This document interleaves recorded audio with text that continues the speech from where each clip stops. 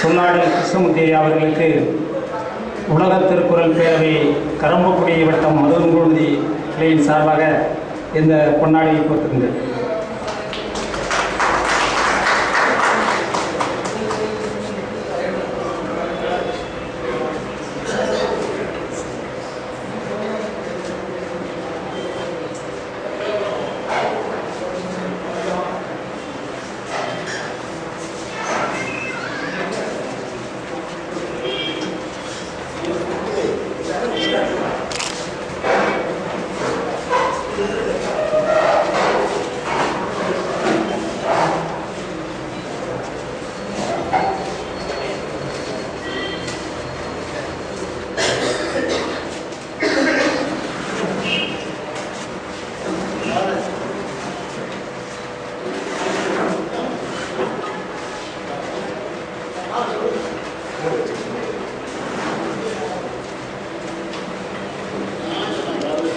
பேரன்பிற்கும் பெருமைக்கும் உரிய விழா தலைவர் அவர்களே, உலக திருக்குறள் பேரவையின் பொறுப்பாளர்களே,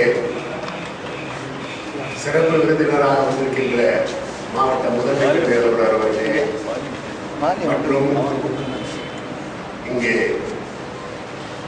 வந்திருக்கும் புதுக்கோட்டை வாழ் பெரியவர்களே, தாய்மார்களே, உங்கள் அனைவருக்கும் முதற்கண் இந்த நல்ல நாளில் ஒரு சில கருத்துக்களை உங்களிடையே பரிமாறிக்கொள்வதற்கான வாய்ப்பினை நல்கியமைக்காக முதற்கண் என்னுடைய நன்றியதான வணக்கத்தை தெரிவித்துக் கொள்கின்றேன். நண்பர் ராமகிருஷ்ண அவர்கள் இந்த மாதம் திருக்குறள் பேரவையினுடைய நிகழ்ச்சியை நடத்த வேண்டியிருக்கிற காரணத்தினால் தாங்கள் அதிலே பங்கேற்று உரையாற்ற வேண்டும் என்று கேட்டபோது செப்டம்பர் மாதம் என்று வந்தவுடனேயே எனக்கு நினைவுக்கு வந்த நாள் செப்டம்பர் 15. செப்டம்பர் 15ஆம் நாள் அண்ணாவுடைய பிறந்த நாள். அண்ணா ஏற்றுக்கொண்ட ஒரே தலைவரான பெரியாருடைய பிறந்த நாள் செப்டம்பர் 17 ஆகும். ஆனால் சுயமரியாதை இயக்கத்தின் தந்தை என்று பாராட்டப்படுகின்ற பெரியாரை நினைக்கின்றன. அந்த பெரியாரினுடைய ஈரோட்டு பல்கலைக்கழகத்தில் பயின்ற தலைமாணாக்கனாகிய அண்ணாவை நினைக்கின்றன. அதே நாளில் 2 மாபெரும் தமிழ் அறிஞர்களுடைய நினைவு நாள் வருகிறது. பேரறிஞர் அண்ணாவினுடைய பிறந்த நாள் தான் தமிழ் மறைமலையடிகளுடைய நினைவு நாளாகும். அதே போலவே செப்டம்பர் 17 பெரியாருடைய பிறந்த நாள் என்றால் அவரை சுயமரியாதை இயக்கத்தின் தந்தை என்று பாராட்டுகிறோம். ஆனால் தமிழ் மக்களுக்கு அதிகமான மறதி இருக்கிற காரணத்தினால் தந்தையை நினைக்கின்ற நாம் தாயை மறந்துவிட்டோம். சுயமரியாதை இயக்கத்தின் தாய் என்று பாராட்டப்படுகின்ற தமிழ் தின்ற திருவிக்காவை மறந்துவிட்டோம்.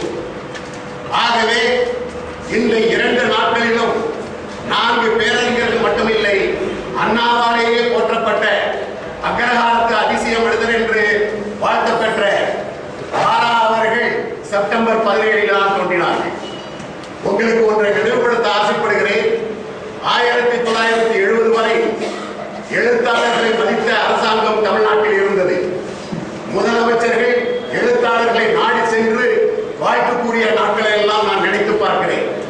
கோவையிலே நடந்த எழுத்தாளர் மாநாட்டில் அந்த எழுத்தாளர் மாநாட்டின் திறப்பாளராக இருந்த வாராவை நாற்காலியிலே அமர வைத்து பின்னால் நிற்பார்கள் அந்த மாநாட்டை ஏற்பாடு செய்த ஜி.டி. நாயுடு அவர்களும் பெரியார் அவர்கள். நினைத்து பாருங்கள் இந்த கால மாற்றத்தை.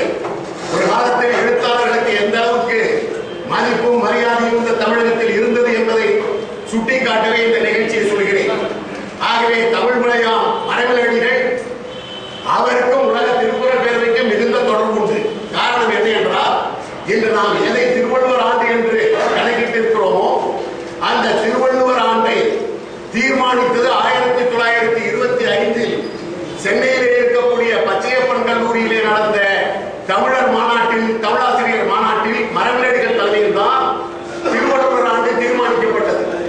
1925 மறைமலையடிகள் அவர்கள் தீர்மானமாக திருவள்ளுவருடைய ஆண்டு இதுவாக வைத்துக் கொள்ளலாம் என்று சொன்னதின் காரணமாகவே அரசு அதை அண்ணா ஆட்சிக்கு வந்தவுடன் அதை திருவள்ளுவர் ஆண்டை அறிவித்ததோடு மட்டுமில்லை, தை மாதம் முதல் மார்கழி மாதம் இறுதி வரை திருவள்ளுவர் ஆண்டு என்று இந்த அரசு ஆணை பிறப்பிக்கிறது என்று அண்ணா அவர்கள் திருவள்ளுவர் ஆண்டை ஆட்சிக்கு வந்தவுடனே பிறப்பித்தார்கள்.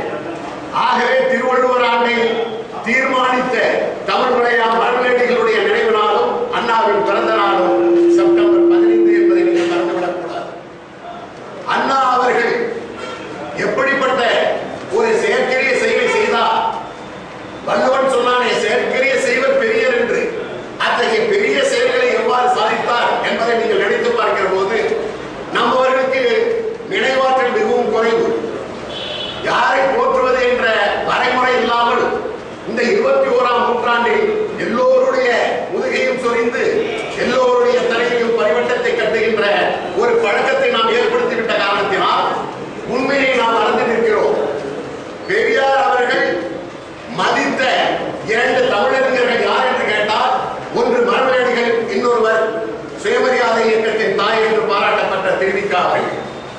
திருச்சியை டவுன்ஹால் மைதானத்தில் பெரியார் அவர்கள் பேசுகிற போது சொல்லுவார், எனக்கு ஏதேனும் தமிழில் ஐயப்பாடுகள் ஏழ்மையானால் அல்லது எனக்கு ஏற்படுகிற கருத்துக்கு விளக்கம் தெளிவு பெற விரும்பினார், ஒரு காலத்தில் 53 வரை எனக்கு 2 பெரியவர்கள் சென்னையிலிருந்து திருச்சியை நோக்கி வருகிற பொழுது பல்லாவரத்திலே மரபுகளை சந்தித்து நான் என்னுடைய ஐயத்தை போக்கிக் கொள்வேன். இல்லை என்றால் ராயப்பேட்டையிலே வாழ்ந்த தமிழ் முடிவர் என்று பாராட்டப்பட்ட திருவிகாவை பார்த்து என்னுடைய ஐயப்பாடுகளை பார்த்துக் கொள்வேன். ஆனால் இன்று அன்றைய அறிஞர்கள் தமிழ்நாட்டில் இல்லை என்று 1960 இருந்து அவர் மறைந்த வரை பல்வேறு கூட்டங்களில் நமக்கு நினைப்படுத்திக் கொண்டே இருந்தார். அத்தகைய 2 பெரியவர்களுடைய நினைவு நாளும் இந்த செப்டம்பர் 15 செப்டம்பர் 17 தான் வருகிறது. அண்ணா அவர்களுடைய சாதனைகளிலேயே மிக சிறப்பானது நாம் நினைவில் கொள்ளத்தக்கது என்றால் அதற்கு அண்மையிலே நடந்த ஒரு நிகழ்ச்சியை உங்களுக்கு சுட்டிக்காட்ட விரும்புகிறேன். இந்த செய்தி டைம்ஸ் ஆஃப் இந்தியா பத்திரிகையில் ஆகஸ்ட் மாதம் 17ஆம் தேதி வந்திருக்கிறது. இந்த செய்தியுடைய சாராம்சம் என்ன என்றால், பகவத்சிங்கினுடைய உறவினர் ஒருவர் நம்முடைய மத்திய அரசினுடைய தகவல் அறியும் உரிமை சட்டத்தின் கீழ் ஒரு கேள்வியை எழுப்பி அனுப்புகிறார். அந்த கேள்வி என்ன என்றால், பகவத்சிங் தியாகியா, அதை மத்திய அரசு அனுமதித்திருக்கிறதா, அங்கீகரித்து விட்டதா என்று கேள்வி கேட்டிருக்கிறார். இந்தியாவிலே மட்டுமல்ல, உலகிலே புரட்சி மனப்பான்மை கொண்ட அனைவரும் போற்றி புகழ்கின்ற ஒரு மாவீரன் பகவத்சிங். அந்த பகவத்சிங்கினுடைய உற்ற தோழர்களாக இருந்தவர்கள் சுகதேவ் ராஜகுரு. இந்த 3 பேருமே ஆங்கில ஆட்சியை எதிர்த்து போராடி தூக்கக்கயிறை முத்தமிட்டவர்கள். இந்த 3 பேரும் இந்திய அரசால் இன்று வரை தியாகிகள் என்று அறிவிக்கப்படவில்லை. ஆகவே அவருடைய உறவினர் இந்த படத்திலே இருப்பவர் அவருடைய யாதவேந்திரா சிங் என்பவர் மத்திய அரசிலே உள்ள பொறுப்புமிக்க அமைச்சரிடத்திலே இந்த கேள்வியை எழுப்புகிறார். அப்பொழுது மத்திய அமைச்சரகத்திலே தொடர்புடைய தகவல் உரிமை அறியும் சட்டத்தின் கீழ் வேலை பார்க்கின்ற ஒரு அதிகாரி சொல்கிறார், மத்திய அரசில் இதுவரை பகவத்சிங், ராஜகுரு, சுகதேவ் 3 பேரையும் தியாகிகள் என்று அங்கீகரிக்கவில்லை. இனிமேலும் தியாகிகள் என்று அங்கீகரிப்பதற்கான முகாந்திரம் ஏதாவது இருக்கிறதா என்றால் அதுவும் இல்லை என்று பதில் சொல்லியிருக்கிறார். இது 2013 ஆகஸ்ட் மாதத்திலே நடக்கிற நிகழ்ச்சி. ஏறத்தாழ ஒரு 80 ஆண்டுகளுக்கு பிறகும் பகவத்சிங் தியாகியா என்ற கேள்வியை நம்மவர்கள் கேட்டால் அதற்கு இந்த அரசாங்கம் பதில் சொல்லவில்லை. ஆனால் அண்ணா என்ன பெரியதாக சாதித்தார் என்று கேட்பவர்களுக்கு நான் ஒன்றை நினைவுபடுத்த விரும்புகிறேன். அவர் ஆட்சி பொறுப்பை ஏற்றவுடன் முதலாவதாக செய்த செயல் என்ன என்று கேட்டால், வீரன் வாஞ்சிநாதனை தியாகி என்று அறிவித்தார். வீரன் வாஞ்சிநாதனை தியாகி என்று அறிவித்ததில் உள்ள சிறப்பு என்ன என்றால், அதற்கு முன்னால் அவருக்கு தியாகி என்ற பட்டத்தை வழங்குவதோடு அந்த குடும்பத்திற்கும் ஓய்வூதியம் வழங்க வேண்டும் என்று கோரிக்கை வருகிறது. அப்பொழுது அன்றைய அமைச்சராக இருந்த முதலமைச்சராக இருந்த பக்தவச்சலம், காந்திய நெறியின் கீழ் ஆண்டு கொண்டிருக்கிற நாங்கள் வீர வாஞ்சியை தியாகி என்று அங்கீகரிக்க முடியாது என்று சொல்லிவிடுகிறது. அதை மேற்கோள் காட்டியே அண்ணா அவர்கள் சட்டசபையில் அறிவிக்கின்றார்கள், கலெக்டர் ஆக்ட் துறையில் எந்த ஆக்ட் செக்கிழித்த தமிழன் வ.உ.சியையும் சுப்பிரமணிய சிவாவையும் 40 ஆண்டு காலம் 20 ஆண்டு காலம் தண்டனைக்கு ஆட்படுத்தினாலும் அந்த ஆக்டை பழிவாங்கிய வீர வாஞ்சிநாதன் உண்மையிலேயே மாபெரும் தியாகிதான். நீங்கள் சொல்கின்ற காந்திய கொள்கை என்பது 1920க்கு பிறகு இந்தியாவிற்கு வந்த ஒன்றாகும். வாஞ்சிநாதன் ஆக்டை சுட்டுக்கொள்கின்ற போது ஆப்பிரிக்காவிலே காந்தி அவர்கள் தன்னுடைய சத்தியாகிரகத்தையும் அகிம்சையும் சோதனையிட்டு பயிற்சியிலே ஈடுபட்டிருந்த காலம். ஆகவே காந்தியாரை தொடர்புபடுத்தி அவனை தியாகி என்று சொல்ல நீங்கள் மறுப்பது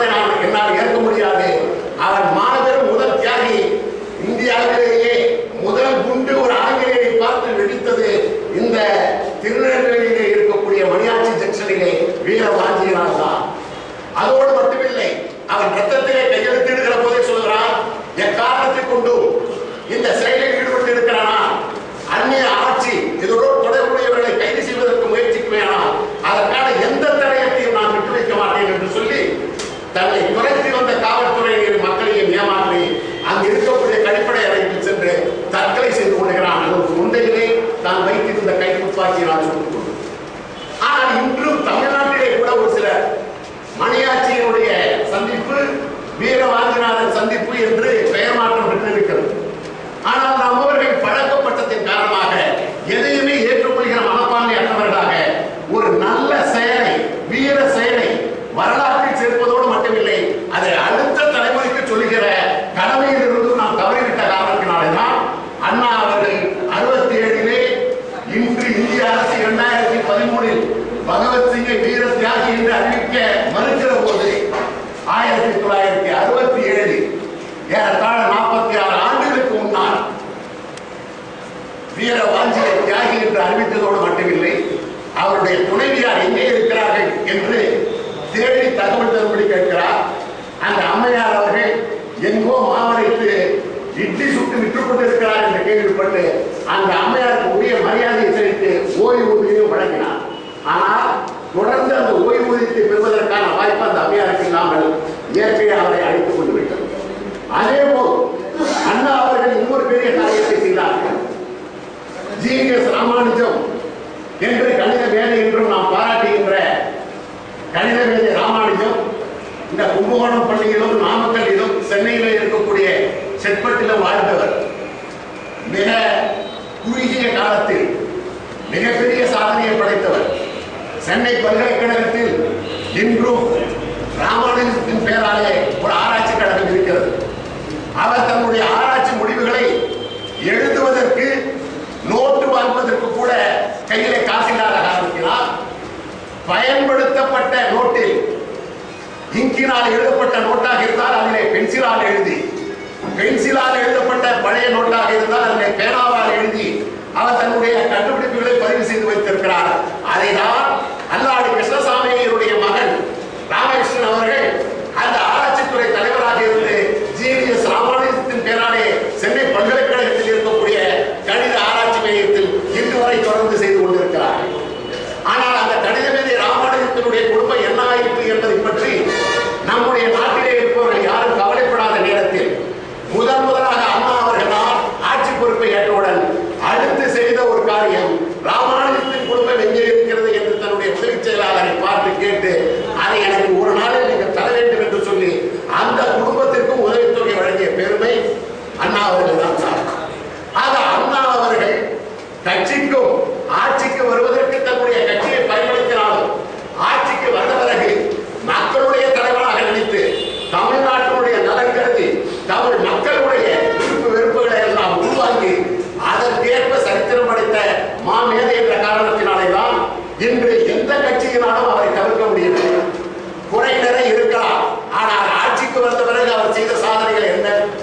ஆட்சிக்கு வருவதற்கு முன்னாலேயே 1956 திருச்சியிலே நடந்த திராவிட முன்னேற்ற கழகத்தினுடைய மாநில மாநாட்டில் தான் அண்ணா அவர்கள் திமுகவை அரசியல் கட்சியாக அறிவிக்கின்றார். அப்படி அறிவிக்கின்ற நேரத்திலேயே அவர் சொல்கிறார், இன்று அரசியல் கட்சியாக அறிவித்து நான் மாபெரும் காங்கிரஸ் இயக்கத்தை எதிர்த்து போரிட இருக்கிறோம், சர்வதேச கட்சியாக கம்யூனிஸ்டுகளை எதிர்த்து போராட வேண்டிய நிலையில் இருக்கிறோம், சோசியலிஸ்ட் கட்சிகளை எதிர்த்து போராட வேண்டிய நிலையில் இருக்கிறோம். இப்படிப்பட்ட மாபெரும் சர்வதேச கட்சிகளை எல்லாம் எதிர்த்து போராடுகிற வலிமை உனக்கு இருக்கிறதா என்று கேட்கலாம். நான் அவர்களுக்கு ஒரு பதிலை சொல்லுவேன். இந்த 56 16 வயதுடைய இளைஞனாக இருப்பவர் நிச்சயமாக 62 21 வயதை அடைந்து விடுவார். நான் 67 பெறுகிற அந்த வேட்பாளர்களுடைய எண்ணிக்கை 62 சற்று கூடும். 62 21 வயது அடைகிறவன் 67 27 வயதை அடைவான். அப்பொழுது எனக்கு 2 பங்கு ஓட்டுகள் கிடைக்கும். 57 இருந்தவன் 62 10 வயது அடைகிற காரணத்தினால் 57 16 இருந்தவன் 27 வயது அடைவான். 16 வயதிலே இருக்கிறவன் 21 வயதை அடைவான்.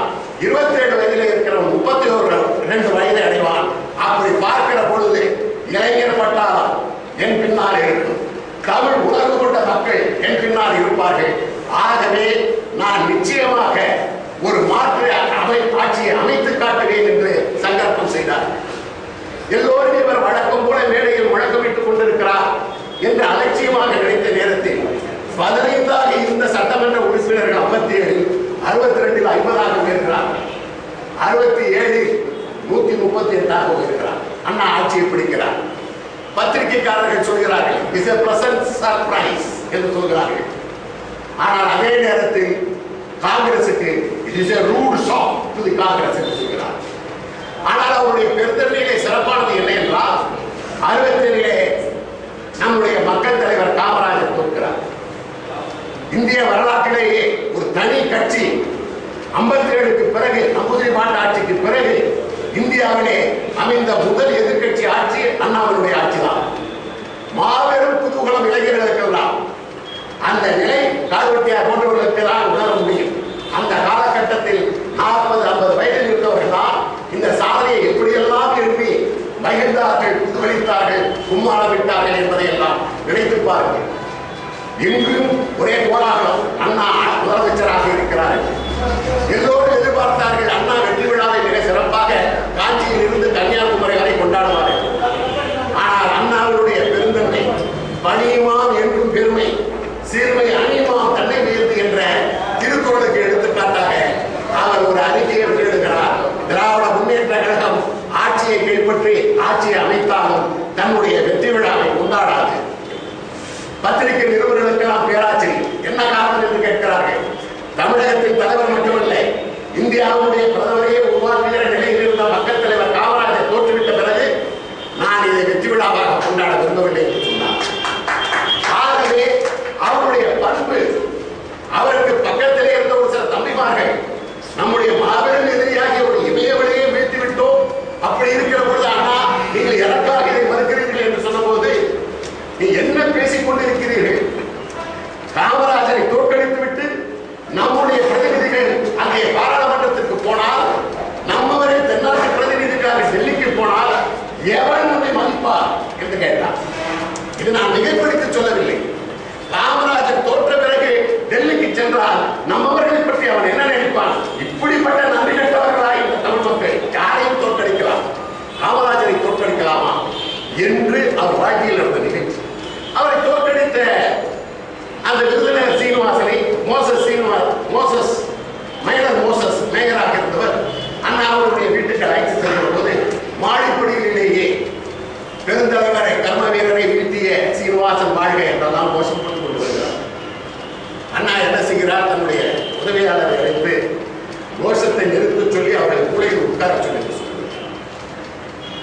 காலதாமதமாக அவரை அழைத்து மைனர் மோசத்தை பார்த்து கேட்கிறார், ஏன் கூச்சலிடுகிறார்? என்ன நடந்து விட்டது? என்ன சாதித்து விட்டார்? எதற்காக இந்த வெற்றொடி? காமராஜரை தோற்கடித்ததை நினைத்து நான் வருத்தப்பட்டுக் கொண்டிருக்கிறேன். இது தமிழினத்திற்கே நேர்ந்த ஒரு அவமானம். அப்படி இருக்க இதை கோஷமிட்டு குமாரம் அளிப்பது என்ன? கொஞ்சம் அவையடக்கமாக இருக்க கற்றுக்கொள் என்று சொல்லி விருதுநகர் சீனிவாசனை அழைத்து சொல்கிறார், நீ தோற்று விடுவாய் என்று நம்பிதான் உன்னை எழுப்பினேன். வெற்றி பெற்று விட்டார். மமதை கொண்டு விடாதே. மாமனிதனுடைய தோல்வி என்பது என்றும் நிலைத்திருக்காது. அவர் தோற்றாலும் அவர் மாமனிதன் தான், உட்கார்ந்தாலும் யானை தான். ஆகவே நீ பெரிதாக நினைத்துக் கொள்ளாதே என்று அவரோடு உடனிருந்த சீனிவாசன் என்பவர் நண்பர் செழியனோடு படித்தவர் நேரடியாக சொன்ன தகவல். இன்று செழியன் அவர்கள் அண்ணாவோடு 25 ஆண்டுகள் என்ற வரலாற்றை எழுதுவாரையானால் நான் சொல்கிற செய்தி எல்லாம் அதில் இடம்பெறும். ஆனால் அண்ணாவின் 100ஆண்டு விழாவின் போது மிகச்சிறந்த பாராளுமன்ற வாதி என்று பெயரெடுத்த நாவலர் செழியனுடைய தம்பி ஈரா செழியனை சென்று நாங்கள் அண்ணா 100ஆண்டு விழாவுக்கு ஒரு சிறப்பான ஆங்கிலத்தில் ஒரு மலரை வெளியிட இருக்கிறோம். அதற்கு நீங்கள் அண்ணாவுடைய உதவியாளராக 25 ஆண்டுகள் இருந்து அண்ணா மறைவுக்கு பிறகு அண்ணாவோடு 25 ஆண்டுகள் என்று எழுதப் போகிறேன் என்று அறிவித்துவிட்டு இதுவரை எழுதாமல் இருக்கிறீர்களே, நீங்கள் தயவு செய்து உங்கள் அனுபவங்களை புத்தகமாக வெளியிடுவதோடு மட்டுமல்லாமல் உலகில் இருக்கக்கூடிய மற்ற நாட்டில் இருக்கக்கூடியவர்கள் நம்மவர்களுடைய பெருமையை உணர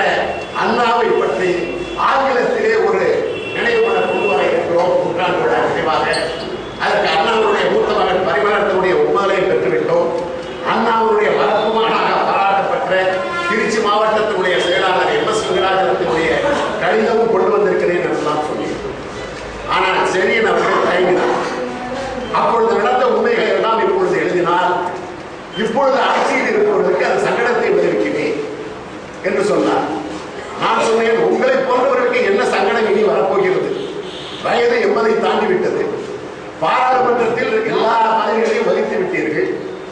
சோம்நாத் சாட்டர்ஜி போன்றவர்கள் உங்களை வந்து வீட்டில் பார்க்கிறார்.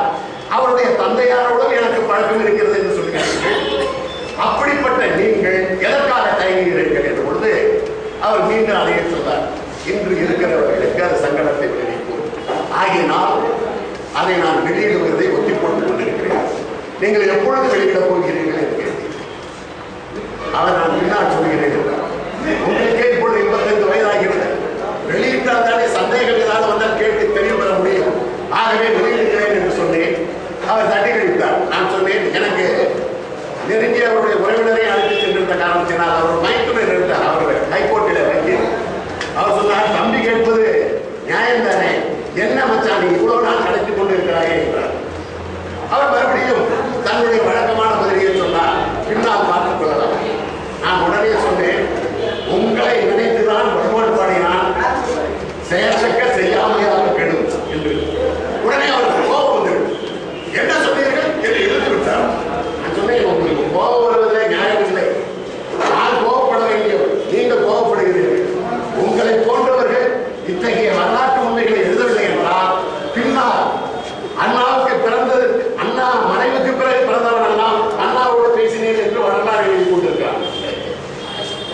ஆகவே இந்த நிலை மாற வேண்டும் என்றால் உங்களை போன்றவர்கள் அதை எழுதுங்கள் என்று சொன்னேன். அவர் அதை நிறைவேற்றவில்லை. பரிமளம் கூட வருத்தப்பட்டார். ஆனால் நாங்கள் நினைத்த அந்த திட்டம் அண்ணா பரிமளத்தினுடைய துர்மரணத்தின் காரணமாக தடைபட்டு போயிருக்கிறது. ஏனென்றால் இன்று அண்ணா மலரை நீங்கள் எடுப்பீர்களே, ஆனால் அண்ணாவுடைய மறைவுக்கு பிறகு பிறந்தவர்களும் அண்ணாவையே பார்க்காதவர்களும் தான் தங்களுடைய படத்தை பெரிதாகவும் அவருடைய படத்தை இதயத்தின் பக்கத்திலே ஒரு பாஸ்போர்ட் சைஸில் போட்டு போட்டு கட்டுரை எழுதுகிறார். இந்த நிலையை மாற்ற வேண்டும் என்பதற்காக முயற்சி செய்தோம். அண்ணாவுடைய பெருந்தன்மை என்ன என்றால், ஆட்சிக்கு வந்தவுடன் வீரவாஞ்சிக்கு தியாகி பட்டம் கொடுத்தது மட்டுமல்ல, ஜீனியஸ் ராமானுஜத்தின் குடும்பத்திற்கு உதவித்தொகை அளித்தது மட்டுமல்ல, அவர் 56 என்று திமுக அரசியல் கட்சியாக அறிவிக்கப்பட்டதோ அன்றிலிருந்து அவருடைய போக்கிலும் செயலிலும் பெரும் மாற்றங்கள் ஏற்பட்டன. 59 60 ஆட்சியை பிடிப்பதற்கு முன்னோட்டமாக 59 சென்னை மாநகராட்சியை திமுக கைப்பற்றுகிறது. முதல் மேயராக ஆபு அரசு தேர்ந்தெடுக்கப்படுகிறார். இரண்டாவது மேயராக மேயர் முனுசாமி வருகிறார். ஆனால் முறைப்படி மேயர் முனுசாமி தான் முதல் மேயராக வர வேண்டும். அது உட்கட்சியின் போராட்டத்தின் காரணமாக ஆபு அரசு வந்து விடுகிறார். ஒரு ஆண்டுக்கு பிறகு மேயர் முனுசாமி வருகிறார். மேயர் முனுசாமி வந்தவுடன் அண்ணாவிடத்தில் வந்து கேட்கிறார், அண்ணா, நாங்கள் இப்பொழுது மாநகராட்சியிலே கைப்பற்றி ஆட்சி செலுத்திக் கொண்டிருக்கிறோம். 2 ஆண்டு ஆகப் போகிறது. நாங்கள் உங்களுக்கு மவுண்ட் ரோடிலே ஒரு சிலை வைக்க இருக்கிறோம் என்று சொல்கிறார். உடனே அண்ணா சிரித்துக் கொண்டே சொன்னார், மேயர் முனுசாமி என்றால் அப்பொழுது அவருக்கு 50 வயது தான். எனக்கு இன்னும் வயது இருக்கிறது. ஆனால் இந்த தமிழ் மக்களுக்காக, தமிழ் மக்களுக்கு கல்வி கண்கொடுத்தவர் என்று பாராட்டப்படுகிற காமராஜர் இன்னும் உயிரோடு இருக்கிறார். அவருக்கு நீ சிலை வை என்கிறார். இதை கேட்ட உடனேயே முனுசாமியோடு சென்ற நண்பர்களுக்கெல்லாம் அதிர்ச்சி. அண்ணா தனக்கு சிலை வைக்க வேண்டாம் என்று சொன்னதை பற்றி கவலை இல்லை. காமராஜருக்கு சிலை வைக்க சொல்கிறார், அதுவும் 59. இவர்களை ஒழித்து விடுவேன் என்று சொல்கிற காங்கிரஸ் கட்சியினுடைய தலைவருக்கு சிலை வைப்பதா என்று கேட்கிறார்கள். அண்ணா சொல்கிறார், நான் சொல்வதை நீங்கள் போக போக புரிந்து கொள்வீர்கள். முதலாவதாக காமராஜருக்கு சிலை வையுங்கள். அந்த சிலையை கூட இந்த தமிழ்நாட்டில் இருக்கக்கூடிய உள்ளூர் தலைவர்களை கொண்டு திறந்து வைக்காதீர்கள். நீ திறமையானவன் என்பதை நிரூபிக்க வேண்டும் என்றால் அந்த மாபெரும் தலைவருடைய சிலையை பாரத பிரதமர் அன்று ஆசிய ஜோடி என்று பாராட்டப்பட்ட நேருவை கொண்டு திறக்க செய்ய வேண்டும். அதற்கான முயற்சியில் ஈடுபட இருக்கிறார். இதனுடைய சூட்சுமை என்ன என்றால், நேரு அவர்கள் பிரதம மந்திரியாக ஆனவுடனேயே 47-52 ஒரு சங்கல்பம் செய்தார். நான் இனி உயிர் வாழ்கின்ற எந்த தலைவருடைய சிலையும் திறக்க மாட்டேன் என்று சொல்லிவிட்டார். ஆகினாலே உயிர் வாழ்கின்ற தலைவர் யாருக்கும் சிலை திறக்க மாட்டேன் என்று சொன்ன நேருவை கொண்டு இவருடைய எதிர்கட்சி தலைவராகிய காங்கிரஸ் இயக்கத்தின் மாபெரும் தலைவராகிய காமராஜருக்கு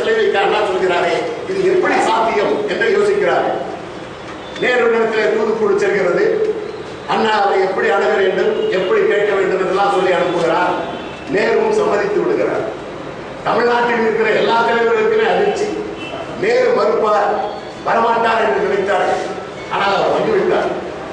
பத்திரிகைக்காரர்களிலிருந்து உலக அரசியல் மேதைகளிலிருந்து எல்லோரும் என்ன எதிர்பார்த்தார்கள் என்றால், வாழ்கிற தலைவனை சிலை திறக்க மாட்டேன் என்று சொன்ன நேரு, காமராஜர் வாழ்கிற தலைவர், அவருடைய சிலையை திறக்கிற போது என்ன சமாதானம் சொல்வார் என்று எதிர்பார்த்து காத்திருக்கிறார். சிலையை திறந்து வைத்ததோடு மட்டுமில்லை, அந்த சிலையின் அழகை அந்த கவர்மெண்ட் அரசாங்க தோட்டத்திற்கு எதிரே இருக்கக்கூடிய அதிலே கம்பீரமாக காமராஜர் முன்னெடுத்து நடந்து செல்வதை போல இருக்கும் அந்த சிலை. அதை மாலை நேரத்திலே அந்த மேற்கு வெயில் அதை படுகிற போது நேரு அவர்கள் அதற்கு 10-20 அடி தள்ளி நின்று தன்னுடைய பார்வையை அந்த சிலையின் மீது 4 பக்கம் சுற்றி வந்து பார்த்து பாராட்டுகிறார். இது எல்லோருக்கும் அதிர்ச்சியை தருகிறது. சரி, திறந்து வைத்த பின் என்ன பாராட்டு முறை சொல்ல போகிறார்கள் என்று அவர் சொன்னார், உங்களின் பலருக்கு நான் இன்று காமராஜரின் சிலையை திறந்து வைத்தது ஆச்சரியமாக இருக்கும். ஏனென்றால் நான் உயிர்வாழ்கிற தலைவர்களுடைய சிலையை திறக்க மாட்டேன் என்று சொல்லியிருக்கிறேன். அதற்கு ஒரு காரணம் என்ன என்றால், உலகத்தின் மாவீரர்களில் ஒருவனாக பாராட்டப்படுகின்ற நெப்போலியன் பிரான்ஸ் நாட்டினுடைய ஆட்சியை மீண்டும் கைப்பற்றி தன்னுடைய படை தளபதிகளோடு பாரிஸ் நகரத்திலே வீதிக்கு வருகிறார். அப்பொழுது வீதி உலா வருகிற போது அங்கே ஒரு பிரம்மாண்டமான கிறிஸ்துவ பேராலயம் இருக்கிறது. அந்த கிறிஸ்துவ பேராலயத்தின் முன்னாலே இயேசுநாதருடைய 12 சீடர்களுடைய சிலைகள் கம்பீரமாக நின்று கொண்டிருக்கிறது. நெப்போலியன் தன் அருகில் இருக்கக்கூடிய தளபதியை பார்த்து கேட்கிறான், இந்த சிலைகள் எல்லாம் யாருடைய சிலைகள் என்று. தங்களுக்கு தெரியாதா? இயேசுநாதருடைய சீடர்களுடைய சிலை. உடனே அடுத்த கேள்வி நெப்போலியன் அவர்களை பார்த்து கேட்கிறார், இந்த சிலை எதனால் செய்யப்பட்டது? வெங்கலத்தால் செய்யப்பட்டது என்று சொல்கிறார். அப்படி என்றால் இன்று மாலைக்குள் இந்த அத்தனை சிலைகளையும் இறக்கி உருக்கி அந்த வெங்கலத்தை பயன்படுத்தி நாணயம் அச்சிட்டு கொடுக்கிற மக்களுக்கு இன்று நாணயம் அச்சிடுவதற்கு நம்மிடத்திலே யோகமில்லை. இந்த வெங்கலம் அதற்கு பயன்படட்டும் என்று சொல்லிவிடுகிறான். ஆகவே மக்களுக்கு பயன்பட வேண்டிய ஒன்றை கொண்டு இப்படி தேவையில்லாமல் உருவச்சிலைகளை நிறுத்துவதை நான் நெப்போலியன் வழியிலே நின்று அன்றிலிருந்து இன்று வரை மறுத்து வருகிறேன். ஆனால் இன்று காமராஜருக்கு சிலை திறக்க ஒப்புக்கொண்டதற்கு காரணம், ஒரு சாமானிய மனிதர் இந்திய அரசியல் வரலாற்றில் காங்கிரசுடைய தலைவர்கள் என்றால் ஒன்று லண்டனிலே பாரதா படித்திருக்க வேண்டும், இல்லை என்றால் அமெரிக்காவிலே சென்று ஜெயபிரகாஷ் நாராயணனை போன்று போராடி பட்டம் பெற்று வந்திருக்க வேண்டும். யாரேனும் அந்த தலைவர்கள் பட்டியல் வக்கீல் அல்லாத பாரதா அல்லாத ஒருவரை நீங்கள் சுட்டிக்காட்ட முடியுமா? ஆனால் பள்ளிக்கூட படிப்பை கூட முற்றுப்பெற இந்த நாட்டு மக்களிலேயே மிக அமைதியான மாவட்டம் என்று சொல்லும்படியாக தமிழ்நாட்டை இந்த கடந்த 8 ஆண்டு காலமாக நிர்வகித்துக் கொண்டிருக்கிற காமராஜருடைய சிலையை திறக்காமல் நான் யாருடைய சிலையை திறப்பது என்று கேட்டார். அதுதான் அவருக்குள்ள பெருமை. அண்ணா சொன்னார், நான் நினைத்த அந்த கருத்து நிறைவேறிவிட்டது என்று சொன்னார். அதோடு மட்டுமில்லை, காமராஜர் சிலையை 59-61 திறந்து வைத்ததோடு மட்டுமில்லை, மேயர் முனுசாமி அதனுடைய மேயராக இருக்கிற பொழுது இன்னொரு காரியத்தை செய்தார். மேயர் அறையில், நீ இருக்கக்கூடிய மேயர் அறையில் 4 தமிழ் அறிஞர்களுடைய படத்திற்கு திறப்பு விழாவுக்கு ஏற்பாடு செய்கிறார். அண்ணா, யார் அந்த தமிழ் அறிஞர்கள் என்று மேயர் முனுசாமி கேட்கிறார். வாவேசு ஐயர், வஉசி, திருவிக, சுப்பிரமணிய சிவா. சுப்பிரமணிய சிவா, வாவேசு ஐயர் இவர்களுடைய படம் எல்லாம் அங்கே இடம்பெற வேண்டும். அதோடு கப்பலோட்டிய தலைவன் வஉசியினுடைய படமும் தமிழ் தந்தர் திருவிகாவின் படமும் இருக்க வேண்டும். இந்த வாவேசு ஐயருடைய படத்தை ராஜாஜி திறக்க வேண்டும். சுப்பிரமணிய சிவாவினுடைய படத்தை ஜீவா திறக்க வேண்டும். வஉசியுடைய படத்தை மாபோசி திறக்க வேண்டும். திருவிகாவின் படத்தை நான் திறக்கிறேன் என்று சொல்றார். ஆக இந்த 4 அறிஞர்களுடைய பட திறப்பு விழாவும் இன்றும் நீங்கள் சென்னை செல்வீர்களானால் மேயர் அறையிலே இந்த 4 தமிழறிஞர்களுடைய படத்தையும் பார்க்கலாம். எதற்காக இதை செய்தார் என்றால், அவர்கள் 4 பேரும் திமுகவோ சுயமரியாதையோ நீதி கட்சியோ சார்ந்தவர்கள் அல்ல. 24 காலமாகிவிட்டார். வஉசி 36 காலமாகிவிட்டார். கடைசியாக 53 காலமானவர் சுயமரியாதை இயக்கத்தினுடைய தாய் என்று பாராட்டப்பட்ட திருவிக. மற்றவர்கள் எல்லாம் முன்னாலேயே காலமாகிவிட்டார்கள். அண்ணாவின் தலைமுறையை சேர்ந்தவர்களுக்கு அவருக்கு தெரியாது. ஆனால் இதில் சிறப்பான ஒரு செய்தி என்ன என்றால், அண்ணா அந்த படங்களை திறந்து வைத்து பேசுகிற பொழுது ராஜாஜி மிகவும் வருத்தப்பட்டார். ஆவேசையருடைய படத்தை திறந்து வைத்துவிட்டு அவர்களெல்லாம் மிகவும் பாக்கியவான்கள், இப்படிப்பட்ட அவலமான இந்தியாவை பார்க்காமல் அவர்கள் எல்லாம் போய்விட்டார்கள். நான் கண்ட சுதந்திர இந்தியா இப்படி பர்மிட் கோட்டா லைசன்ஸ் ராஜ்யமாக ஆகிவிட்டது என்று அதை வலியுறுத்துவதற்காகவே ராஜாஜி சுவராஜ்ய கட்சியை தோற்றுவித்த நேரம் அவர் ஏன் வாழ்ந்து கொண்டிருக்கிறேன் என்று அங்கலாய்த்துக் கொண்டார். திருவிக்காவினுடைய படத்தை திறந்து வைத்து அண்ணா அவர்கள் பேசுகிற பொழுது திருவிக்கா 54 செப்டம்பர் 17 உயிரிழந்த போது நான் மும்முனை போராட்டத்தின் காரணமாக சிறையிலே இருந்தேன். என்னுடைய காணிக்கையாக 2 சொட்டு கண்ணீரை சிறையிலே வடித்து, ஆனால் இன்றுதான் அந்த தமிழ் தென்றலுடைய படத்தை திறந்து வைத்து என்னுடைய கடமையை நிறைவேற்றிக் கொண்டிருக்கிறேன். தமிழிலே பேச முடியும், தமிழில் மேடையிலே பிற மொழி சொற்கள் கலவாமல் பேச முடியும், தமிழிலே பத்திரிகை நடத்த முடியும். ஆசியாவிலேயே தொழிற்சங்கத்தை தோற்றுவித்த பெருமை திருவிக்காவுக்கு உண்டு. அதோடு மட்டுமில்லை, நம்முடைய பெரியார் அவர்கள் மாயவரம் மாநாட்டில் திருவிக்கா அவர்கள் பேசுகிற பொழுது திருவிக்காவை பார்த்து என்னை இப்படி ஜாதி விவேகத்தை தூண்டுகிறாயே என்று கோபித்துக் கொண்டார். அப்படி பெரியாரே ஜாதி விவேகத்தை தூண்டுகிறாய் என்று திருவிக்காவை சொன்னார் என்றால் எப்படிப்பட்ட ஜாதி ஒழிப்பு போராட்டத்திற்கு திருவிக்கா பாடுபட்டு இருப்பார். அத்தகைய பெரியவர். இதிலே 3 பேர். வாவேசு ஐயர் திருக்குறளை ஆங்கிலத்தில் மொழிபெயர்த்தவர். வாவு சிதம்பரனார் அவர்கள் திருக்குறளுடைய ஆராய்ச்சி பதிப்பை வெளியிட்டவர். வஉசி அவர்கள் தான் முதலாக இந்த உரைகளிலேயே சிறப்பான 11 உரைகளில் 17 உரை என்று சொன்னாலும் திருக்குறளுடைய முதல் உரை மணக்குடவர் உரை. அவர் சமண சமயத்தை சார்ந்தவர்.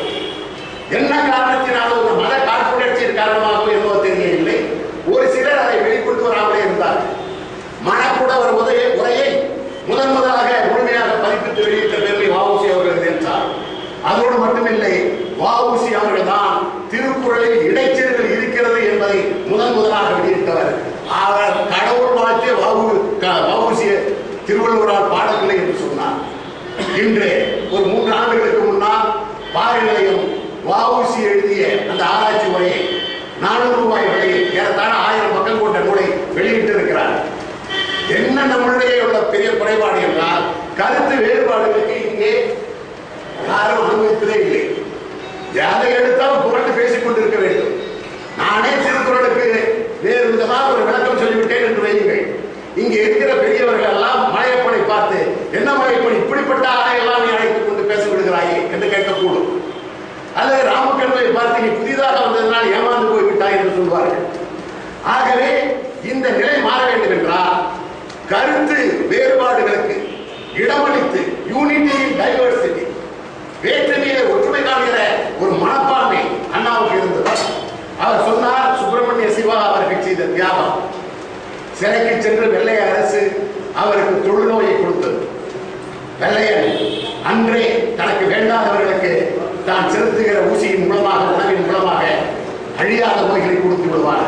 அதற்கு ஆட்பட்டு வெள்ளைய அரசாங்கம் அந்த சுப்பிரமணிய சிவாவை ரயிலிலே பயணம் செய்யக்கூடாது, பஸ்ஸிலே பயணம் செய்யக்கூடாது என்ற போது கட்டை வண்டியிலே பயணம் செய்தார். கட்டை வண்டியில் பயணம் செய்ததோடு மட்டுமில்லை, அவருடைய சீடர் தான் கல்கி சதாசிவம் போன்றவர்கள் எல்லாம். இந்த காரைக்குடியிலே அவருடைய வீர உரை கேட்டு ஆட்கொள்ளப்பட்டவர் தான் நம்முடைய ஜீவா அவர்கள். ஆகவே மிகப்பெரிய பாரம்பரியம். இந்த 4 உள்ள பெரிய சிறப்பு என்னென்றால் மாபெரும் தமிழறிஞர்கள் மட்டுமில்லை, வாவேசியருக்கு 14 மொழிகள் தெரியும். லாட்டின், கிரீக் போன்றவற்றையெல்லாம் படித்த காரணத்தினாலே தான் அவர் என்ன நினைக்கிறார் என்றால் அந்நிய ஆட்சிக்கு மறைவாக பாண்டிச்சேரியில் வாழ்கிற போது சொல்கிறார், எந்த நேரத்தில் என்னை ஆங்கில ஆட்சி கைது செய்து விடுமோ அல்லது பிரெஞ்சு நாட்டிலே இருக்கக்கூடியவர்கள் இந்த போரைக்கும் லஞ்சத்துக்கும் ஆசைப்பட்டு என்னை பிடித்து கொடுத்துவார்கள் தெரியாது. விரைவில் என்னை அந்தமான் தீவுக்கோ அல்லது தூக்கு தண்டனைக்கோ ஆட்படுத்தி விடுவார்கள். ஆகவே சாவதற்கு முன்னால் நான் தமிழுக்கு எதையும் செய்ய வேண்டும் என்று சொல்லி திருக்குறளை ஆங்கிலத்தில் மொழிபெயர்த்தார். திருக்குறள் ஆங்கில மொழிபெயர்ப்பு ஜியு போப்பினுடைய மொழிபெயர்ப்பை விட சிறப்பானது என்று பாராட்டப்படுவது வஉசியுடைய மொழிபெயர்ப்பு. அது பைபிள் ஆங்கிலத்தில் மொழிபெயர்க்கப்பட்ட ஒன்று. எல்லாருமே விட சிறப்பு வஉசியர் அந்த திருக்குறள் மொழிபெயர்ப்புக்கு ஒரு 60 பக்கம் முன்னுரை எழுதியிருக்கிறார். அதில் அவர் காமத்துப்பாருடைய சிறப்பை சொல்கிற பொழுது Keats and Shelley and Shakespeare do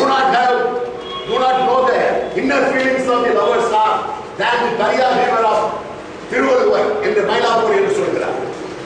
இதன் காரணமாகவே ஒரு இனத்தை சார்ந்தவர்கள் அவருடைய உரையை ஒதுக்கிவிட்டார்கள். இன்று இருக்கக்கூடிய வாவேசையருடைய மொழிபெயர்ப்பிலே இந்த முன்னுரை எடுக்கப்பட்டு விட்டது. 60 பக்கம் முன்னுரையே இல்லை. ஆனால் அந்த மொழிபெயர்ப்புக்கே உள்ள சிறப்பு என்ன என்றால் அந்த முன்னுரை தான், ஆராய்ச்சி முன்னுரை தான். அவர் அதை 12 நாட்களில் ஒரு மாதத்திற்குள்ளாக வெளியிட முயற்சி செய்து மொழிபெயர்த்தார். காரணம், எந்த நேரத்தில் தனக்கு தூக்கு வருமோ, எந்த நேரத்தில் தன்னை அந்தமான் தீவுக்கு கடத்தி விடுவார்கள் என்று அஞ்சி அதை மொழிபெயர்த்தார். அதோடு மட்டுமில்லை, கம்பராமாயண ஸ்டடி என்று சொல்லி முதலாக ஒரு கேரக்டர் அனாலிசிஷன், பாத்திரங்களை திறனாய்வு செய்து கம்பராமாயண ஸ்டடியிலே ராமன் சீதை என்றெல்லாம் அவர் எழுதினார். சீதா கேரக்டரை நம்முடைய திருச்சி தென்னூரிலே இருந்த வள்ளுவர் வகுப்பை நடத்திய பேராசிரியர் ராதாகிருஷ்ணனுடைய குருநாதராகிய ஜி வன்னியநாதன் தான் சீதா என்ற அவருடைய குறிப்பை கட்டளையை நிறைவு செய்த அந்த புத்தகத்தை டெல்லி தமிழ்ச்சங்கத்தின் மூலமாக வெளியிட்டார். தன்னுடைய வீட்டிற்கு கம்ப நிலையம் என்று முதலாக பெயர் வைத்தவரே பாவேசாயர் தான். பாலகாண்டத்துக்கு ஒரு ஆராய்ச்சி பதிப்பை தன்னுடைய கம்ப விலாசத்தின் மூலமாக வெளியிட்டு இருக்கிறார். நம்மவர்களுக்கு இதெல்லாம் தெரியாது. நம்மவர்களுக்கு தெரிந்ததெல்லாம் குருகுல போராட்டத்தை பற்றி மட்டுமே பேசுவார்கள். சில நேரத்தில் நடந்த வரலாற்றில் சில குறைபாடுகள் இருக்கக்கூடும். அதை பின்னால் அரசியல் காரணமாக ஒரு சிலர் வேறு விதமாக எழுதி விடுகிறார்கள். தினமணி ஆசிரியர் எழுத்துலக ஜாம்பவான் டி.எஸ். சுக்கலிங்கம் சொல்லுவார், குருகுல போராட்டத்தில் மிகப்பெரிய சிங்கம் சுண்டலியாக மாறிவிட்டது என்பது உண்மைதான். ஆனால் அதற்காக அவருடைய வீரத்தையும் தியாகத்தையும் நான் குறைத்து மதிப்பிட மாட்டேன் என்று எழுதுகிறார். அவர் திருக்குறளை ஆங்கிலத்தில் மொழிபெயர்த்து கொடுத்திருக்கிறார். மறு பதிப்பை அதுதானே வெளிநாட்டிற்கு போய் பேசுவோம். இங்கே விஜயராஜில் நாம் மாதம் கூடி பேசுவதனால் என்ன பயன்? திருக்குறளுக்கு பொழுது போவதற்காக ஏதோ ஒரு 2 மணி நேரம் நல்ல முறையில் போகட்டும் என்று வருகிறவர்கள் தான் இங்கு அதிகம். ஆனால் உலகத்தில் இருக்கக்கூடிய மற்ற நாடுகளில் உலகின் தலைசிறந்த நூல் என்று பாராட்டப்படுகிற திருக்குறளின் பெருமை வெளியாக வேண்டும் என்றால் அது வாவேசையருடைய மொழிபெயர்ப்பு போன்றதினால் தான் முடியும்.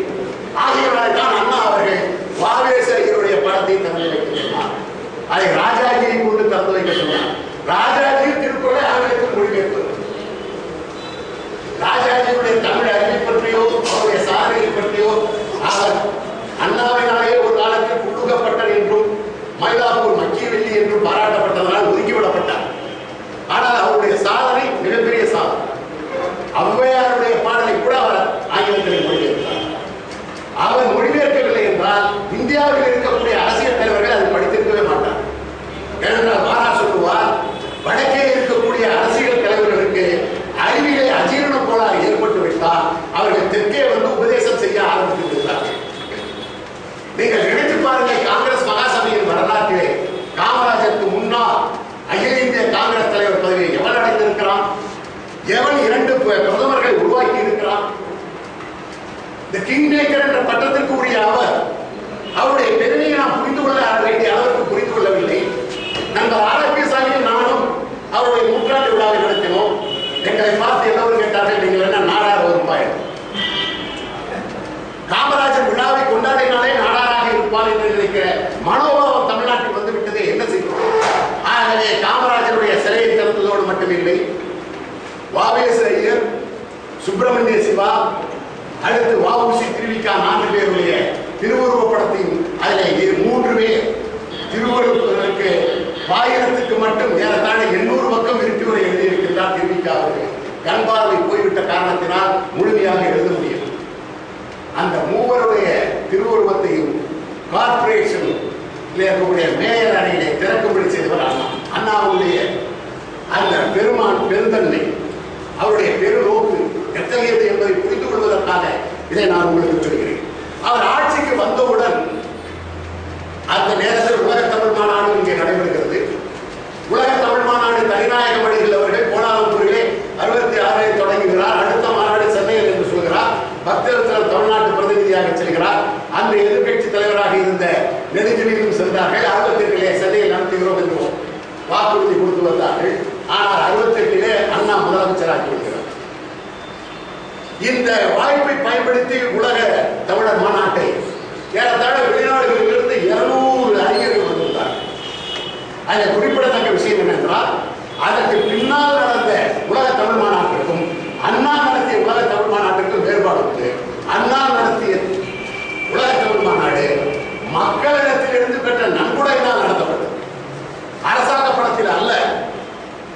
நிறுவப்பட்டிருக்கிற கண்ணகி சிலை பள்ளி மாணவர்கள் ஒவ்வொருவருக்கும் ₹1 பெற்று நடத்தப்பட்டது.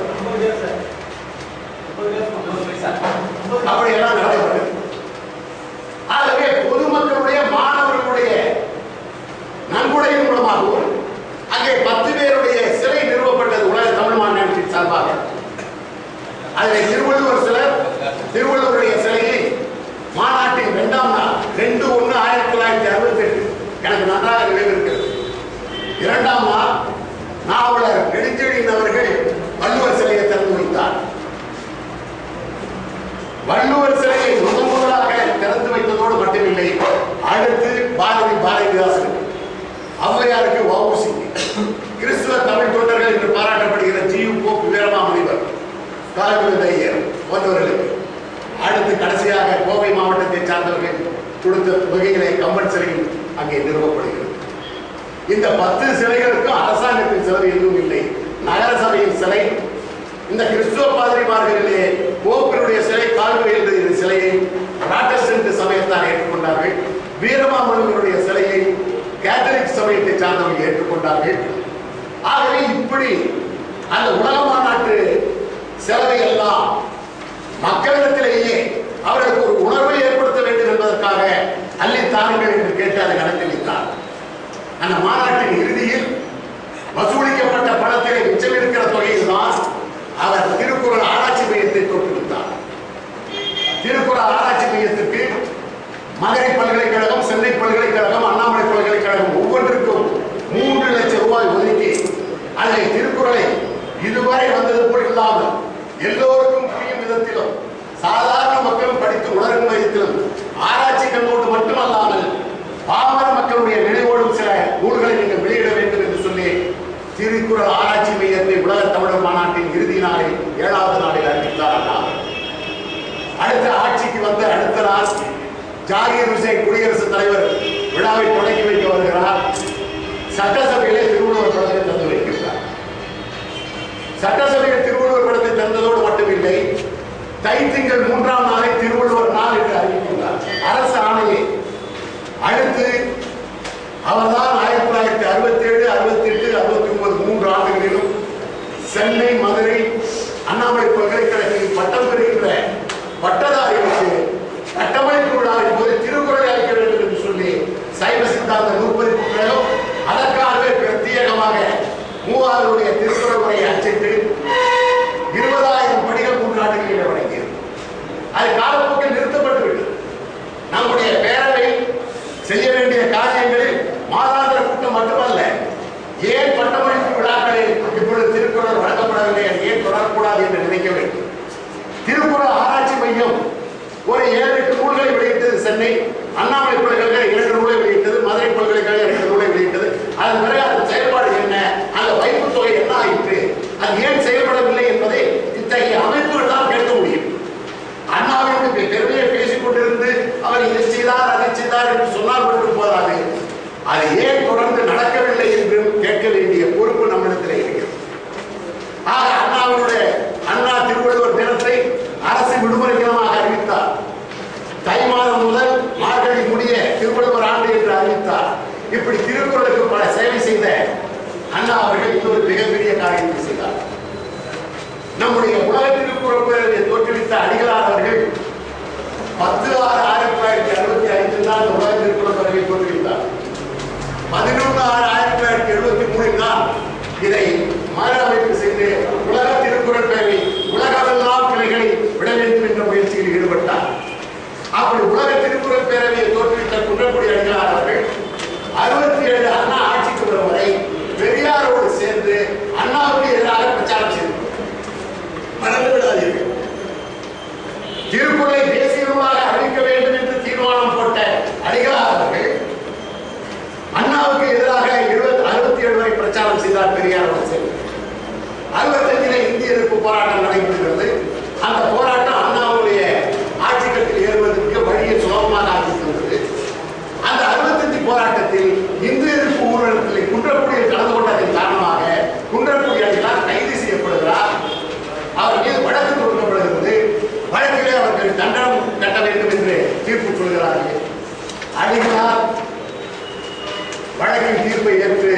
தண்டம் கட்டிவிட்டு வெளியே வருகிறார், ஃபைன் கட்டுகிறார். அண்ணா ஆட்சிக்கு வந்தவுடன் செய்த முதல் வேலை இந்திய எதிர்ப்பு போராட்டத்தில் தொடர்புடைய பேரில் இருக்கக்கூடிய வழக்குகளை எல்லாம் தள்ளுபடி செய்தார். ஆனால் அடிகளாருடைய வழக்கை தள்ளுபடி செய்ய உடனே அந்த கோப்பை எடுத்து வரும்படி கேட்கிறார். அந்த ஃபைன் வருகிறது. அதில் அடிகளார் அவர்கள் தனக்கு விதிக்கப்பட்ட தண்டனையை ஏற்று அதற்கான அபராத தொகையை கட்டிவிட்டார் என்று இருக்கிறது. உடனே அண்ணா சொல்கிறார், தன்னுடைய உதவியாளரையும் அதற்கான துறை தலைவரையும் பார்த்து இந்த தண்டனை தொகையை திருப்பி அவரிடத்தில் தள்ளுங்கள், வழக்கை நான் தள்ளுபடி செய்கிறேன். அவர்கள் சொல்லுகிறார்கள், வழக்கு முடிந்து போய்விட்டது, அவரும் அதற்கு அப்பீல் செய்யவில்லை, ஆகினாலே மறுபரிசீலனை செய்ய முடியாது, கட்டியது தான், பணத்தை திருப்பி தர முடியாது என்று சொல்கிறார். உடனே அண்ணா சொல்கிறார், இதற்கு வேற என்ன மாற்று வழி என்று கேட்கிறார். மாற்று வழி எதுவும் இல்லை, அரசாணையை மாற்ற வேண்டும் என்கிறார். சரி, அரசாணையை மாற்றுவோம் என்று சொல்லி குன்றக்குடி அடிகளாருக்காகவே இந்திய எதிர்ப்பு போராட்டத்தில் ஈடுபட்டு அந்த வழக்கின் காரணமாக அபராதம் செலுத்தியவர்கள் தொகையை திரும்ப தரும்படி ஒரு புதிய ஆணையை அண்ணா வெளியிட்டார். அண்ணா திருக்குறளுக்கும் திருக்குறள் பேரவை தலைவர்களுக்கும் செய்த கொண்டு நாம் மறந்துவிடக்கூடாது. அண்ணா இந்த தீர்ப்பை வழங்கிவிட்டு அமெரிக்கா சென்று விடுகிறார். அப்பொழுது அவருக்கு தான் செலுத்திய தண்டத்தொகை வருகிறது.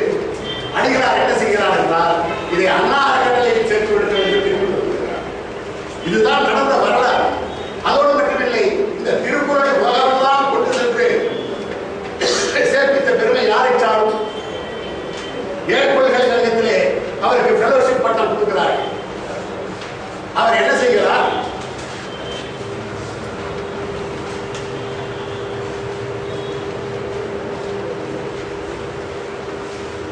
ஃபெலோஷிப் பட்டத்தை வாங்க செல்கிறார் அண்ணா அவர்கள் திருநெல்வேலி சைவ சித்தாந்த நூற்பதிப்பு கழகத்தை சார்ந்த உரிமையாளர் சுப்பையாவை அழைத்து ஜியு போப்பினுடைய திருக்குறளில் பரிசு பதிப்பு அந்த ஸ்பெஷல் எடிஷனில் நீங்கள் தமிழ்நாடு அரசினுடைய அந்த லட்சணையை எம்பளத்தை அழுத்தம் செய்து எனக்கு 50 பிரதிகள் தாருங்கள் என்று சொல்லி 50 படிகளை வாங்கி அமெரிக்காவுக்கு சென்று ஏல் பல்கலைக்கழக மாணவர்களுக்கு மட்டுமல்ல, ஏல் பல்கலைக்கழக நூலகத்திற்கும் தருகிறார். திரும்பி வருகிற போது வேட்டிக்கன் மாநகரத்தில் இருக்கக்கூடிய கத்தோலிக்க மத குருவாகிய போப்பை பார்த்து அவருக்கும் போப்பு மொழிபெயர்த்த சைவ சித்தாந்த நூல் பதிப்பு வெளியிட்ட பரிசு பதிப்பை தமிழ்நாடு அரசு லட்சணை பதிப்பிக்கப்பட்ட அந்த புத்தகத்தை பரிசீலித்தார். அதுதான் அண்ணா அன்னைக்கு வரவேற்புரை சொல்லி காஞ்சிபுரத்திலே பாராட்டு விழா நடத்துகிற போது சொன்னார், நான் செய்த காரியம் இன்று உலகமெல்லாம் திருக்குறள் செல்வதற்கு உறுதுணையாக இருந்தவர் திருநெல்வேலி சைவ சித்தாந்த பதிப்பு உரிமையாளராகிய சுப்பையாவுடைய காரியம்தான் என்று சொன்னதோடு மட்டுமில்லை, அவருக்கு பத்மஸ்ரீ விருதுக்கு சிபாரிசு செய்து முதலாக ஒரு பதிப்பகத்தாருக்கு பத்மஸ்ரீ தாமரை செல்வம் பட்டத்தை வாங்கி கொடுத்தது. அதற்கு காரணமாக இருந்தது இந்த திருக்குறள்.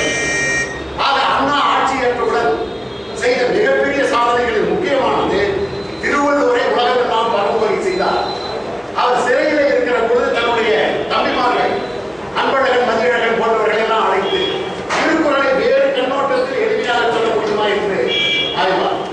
நாகர்கோவிலுக்கு ஒரு முறை சொற்பொழிவாற்ற செல்கிறார். சதாதரனை செய்கத்தொகை பாவலரை அங்க இருக்கிற பெரியவர்கள், அண்ணா மிகப்பெரிய அறிஞர், அவர் இன்று நம்முடைய திருவள்ளுவர் மன்றத்திலே பேச வருகிறார், நீங்கள் வந்து பாருங்கள்.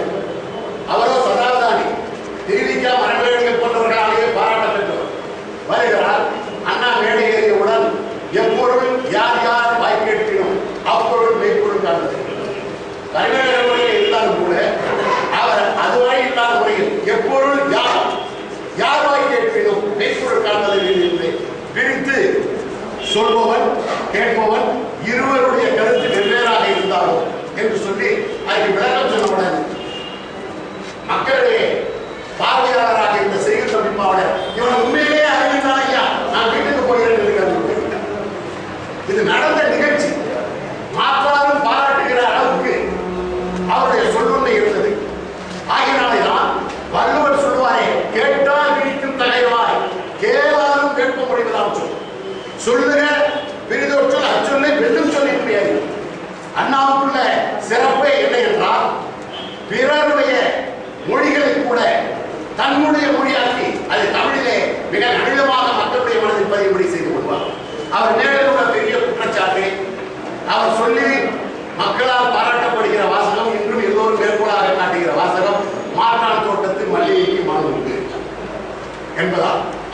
எதையும் தாக்கும் இதயம். தம்பி உடையான் படைக்கின்றார். ஒன்றே குலம் ஒருவனே தேவன், எல்லோரும் இந்நாட்டு மன்னர்கள் என்றெல்லாம் சொல்றாங்க. இதையெல்லாம் சொல்லிவிட்டு இதெல்லாம் உங்க அண்ணா சொன்னா, இது பேராசிரியர் சுந்தரபிள்ளை சொன்னது, இது கவிதை தேசிய விநாயகர் சொன்னது, இளையம் தாழ்ந்து இதயம் என்று சொன்னது பயிர் என்றெல்லாம் வரிசைப்படுத்தி நம்மவர்களுக்கு இந்த நண்டு மனப்பான்மை, எவனாவது ஒரு மேல போயிடக்கூடாது, உடனே 20 கிலோ போட்டு அவனை மிதிக்கணும். ஆகினால அண்ணா இதை பிரபலப்படுத்துகிறாரே, இத்தகைய வாசகங்களை நமக்கெல்லாம் அறிமுகப்படுத்துகிறார் என்று பலர் மகிழ்ந்திருக்கிற போது சில புலவர்கள் இதை பற்றி இந்த தோசைகளை புத்தரைகள் என்ற புத்தியுடைய புலவர்கள் இதை குறை சொல்லிக் கொண்டிருந்த போது ஒரு சம்பவம் நிகழ்வு வருகிறது. ஷேக்ஸ்பியருடைய பிறந்த இடத்தில் சென்று நான் பார்த்திருக்கிறேன். ஷேக்ஸ்பியருடைய 400வது ஆண்டு விழா 1963-64 நடந்தது. அது உலகத்தில் பல கோடி பிரதிகள் இருக்கக்கூடிய ரீடர்ஸ் ஜட்ஜஸ் ஷேக்ஸ்பியருடைய 400வது ஆண்டு விழா மலரை வெளியிட்டது. அந்த 400வது ஆண்டு விழா மலரில் முதல் கட்டுரை என்ன என்றால், ஷேக்ஸ்பியர் எழுதிய 36 நாடகங்களில் எதையுமே அவர் எழுதவில்லை என்று ஒரு கட்டுரை. இரண்டாவது, அவர் எழுதியதாக சொல்லப்பட்டாலும் இவை எல்லாம் திருடப்பட்டு எழுதப்பட்டது, பொக்காசியோ பேக்கன் போன்ற அறிஞர்களுடைய திருடி எழுதிவிட்டார் என்ற 2 கட்டுரைகள் 400வது ஆண்டு மலரில் இருந்தது. நம் நாட்டில் இது பற்றி இப்படி ஒரு ஆராய்ச்சியை எவனால் வெளியிட்டால் அவன் உருவோடு விடுவோமா? ஆனால் ஷேக்ஸ்பியரை பற்றிய மலர் அங்கே ஷேக்ஸ்பியருடைய சற்புட நாவல்கள் போனால் அவருடைய பிறந்த வீட்டுக்கு பக்கத்திலேயே ஒரு நூலகம், அதில் ஏறத்தாழ 400 புத்தகங்கள் ஷேக்ஸ்பியர் எதையுமே அவர் சொந்தமாக எழுதவில்லை என்றார் ஆராய்ச்சி. அதோடு மட்டுமில்லை, நம் அங்கே அந்த நாட்டில் விமர்சனத்திற்கு திறனாய்வுக்கு எந்த அளவுக்கு முக்கியத்துவம் போய்விட்டது என்பதை பற்றி ஒரு கவிஞர் பாடினார். ஷேக்ஸ்பியர் மூலத்தை விட ஷேக்ஸ்பியருடைய திறனாய்வு நூல்களுக்கு முக்கியத்துவம் அதிகமாகிவிட்டது. ஆகவே மூலத்தை படிக்கிற மக்கள் குறைந்து விட்டார்கள். எப்படி போனார் கோர்ஸை படித்துவிட்டு தமிழ் படிக்காமல் இருக்கிறோமோ அது போன்ற நிலையை இங்கிலாந்திலே உருவாக்கி. அப்பொழுது ஒரு கவிஞர் சொன்னார், ஷேக்ஸ்பியர் ஒரு அரசாங்க தேர்வுக்கு பரீட்சை எழுதி சென்றார். அந்த பரீட்சையில் ஷேக்ஸ்பியர் எழுதிய கிங் லியர் நாடகத்தில் இருந்து சில கேள்விகள் கேட்கப்பட்டன. அதற்கு ஷேக்ஸ்பியர் விடையளித்திருந்தார். தேர்வு முடிவில் வருகிற போது ஷேக்ஸ்பியர் தோல்வி அடைந்து விட்டார் என்று வந்தது. எல்லோருக்கும் ஆச்சரியம். ஷேக்ஸ்பியர் எழுதிய நாடகத்தில் கேட்கப்பட்ட கேள்விகளுக்கு ஷேக்ஸ்பியராலேயே விடை சொல்ல முடியுமா? என்ன காரணம்? ஆய்வுமார் என்று ஒரு குழுவை நியமிக்கிறார். அவர்கள் ஒரு முடிவை சொல்கிறார்கள். I dreamt last night that Shakespeare's ghost sat for a civil service post. The English paper of the year contained the question on King Lear, in which Shakespeare answered very badly because he had not studied Bradley. அதாவது அவர் பிராட்லியினுடைய திறனாய்வை படிக்காத அவர் எழுதிவிட்டார், அவர் தோல்வி அடைந்து விட்டார். ஆகவே பிராட்லியினுடைய திறனாய்வுக்கு Shakespeare நூலை காட்டிலும் அதிக முக்கியத்துவம் வந்துவிட்டது என்று அந்த கவிஞன் பாடினார். இந்த நிலை அங்கு. ஆனால் இங்கு திறனாய்வு நூல்களே கிடையாது. திறனாய்வு எழுத முற்பட்டாலோ வையாபுரி பிள்ளை போன்றவர்களை நாம் தமிழ் மையம் என்று சொல்கிறோம். ஆகவே இந்த நிலை மாறுவதற்காக இத்தகைய பெரும் மொழிகள் எல்லாம் மக்களிடத்தில் நடமாடிவிட்டார். அப்பொழுது ஷேக்ஸ்பியர் எதையுமே சொந்தமாக எழுதவில்லை என்று குற்றம் சாட்டப்பட்ட போது லேண்டர் என்ற ஒரு மிகப்பெரிய எழுத்தாளர் சொன்னார், when Shakespeare was charged for his debt to his credit, Lander replied that he was more original than his originals. He breathed life into it என்று சொன்னார். அவர் அவருடைய மூலத்திற்கு கடன்பட்டிருக்கிறார் என்று குற்றம் சாட்ட பொழுது லேண்டர் என்ற அறிஞர் சொன்னார், அவர்தான் அந்த மொழிகளுக்கு உயிரூட்டினார் என்று சொன்னார். ஆகவே இந்த மாற்றான் தோட்டத்து மல்லிகைக்கு மனம் இருக்கும் என்ற வாசகம் அண்ணா பயன்படுத்திய பிறகுதான் எல்லோரும் சொன்னார்கள். இப்படி தோற்றில் எப்படி ஜெயிக்கும் என்றும் தம்பி உடையால் படைக்கின்றார் என்றும் எதையும் தான் இணைய வேண்டும் என்ற மொழிகள் எல்லாம் மக்களிடத்திலே பிராபல்யமானதற்கு காரணமே அண்ணா அவர்கள்தான். 1948 காந்தியின் மறைவுக்கு பிறகு வேலூரிலே காந்தியினுடைய சிலையை அண்ணா திறந்து வைக்கிறார். அவர் அதை ஆற்றிய உரை அற்புதமான உரை. அதற்கு கொடுத்த தலைப்பு தான் மாற்றான் தோட்டத்து மல்லிகைக்கு மனம் இருக்கிறார். அவர் வானொலியில் மகாத்மா மறைந்த பொழுது உலக உத்தமர் காந்தி என்றும் உலக பெரியார்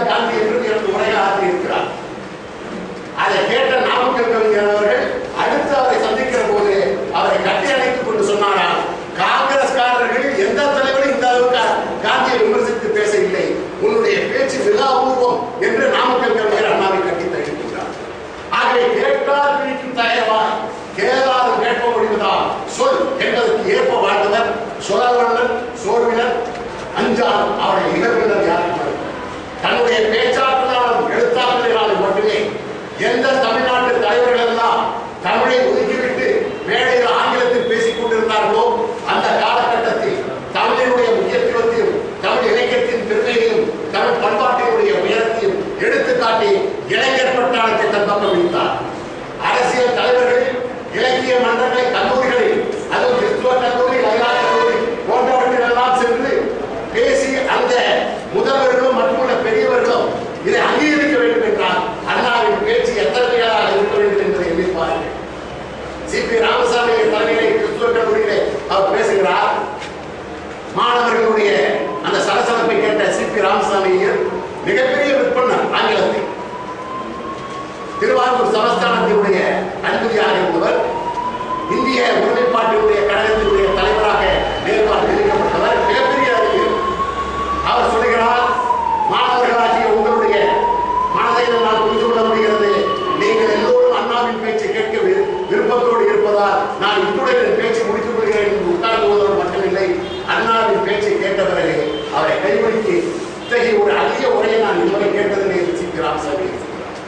பலமுறை ராஜாஜி இளைஞராக இருந்தபோதே ராஜாஜியின் முன்னாலே உயர்சிய பட்டிமன்றங்களில் எல்லாம் அண்ணா பேசியிருந்தாலும் கூட மாப்போசி தான் இந்த நதிநீர் பிரச்சனை வேறு பிரச்சனையின் போது ஒரு எதிர்கட்சி தலைவர் கூட்டத்தில் அண்ணாவையும் நெடுஞ்செழியனும் ராஜாஜிக்கு அறிமுகப்படுத்தினார்.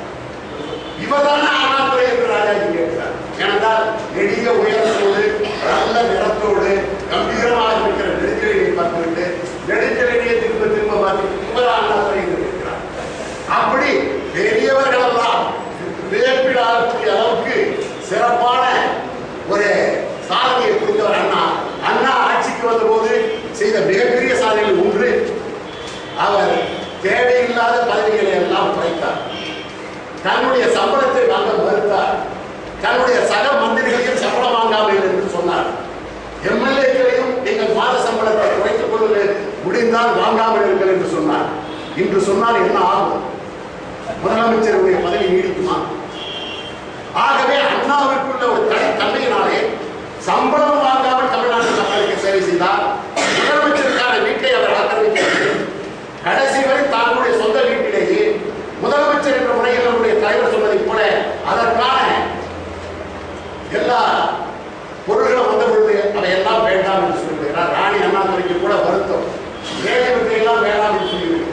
வருகிற பொழுது நீ மிகவும் மகிழ்ச்சி அடைவாய். இந்த பதவி எத்தனை நாள் என்று எனக்கும் தெரியாது, உனக்கும் தெரியாது.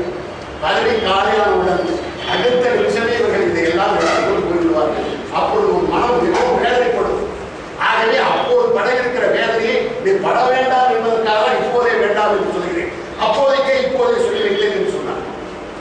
அண்ணாவுடைய மனப்பாட்டிலே மிகப்பெரிய இன்னொரு பெரிய சாதனை, இன்று தமிழக அரசு சென்ற ஆண்டு மதிப்பினால் 23,500 கோடியை ஈட்டியிருக்கிறது. இந்த 13-14 ஆண்டுகளில் தமிழக அரசினுடைய டார்கெட் 25,000 கோடி. அண்ணா ஆட்சிக்கு வந்த பொழுது பொருளாதார நெருக்கடியை கேள்விப்பட்ட எல்லோரும் சொல்கிறார்கள், மதுக்கடையை திறந்து விடுங்கள்.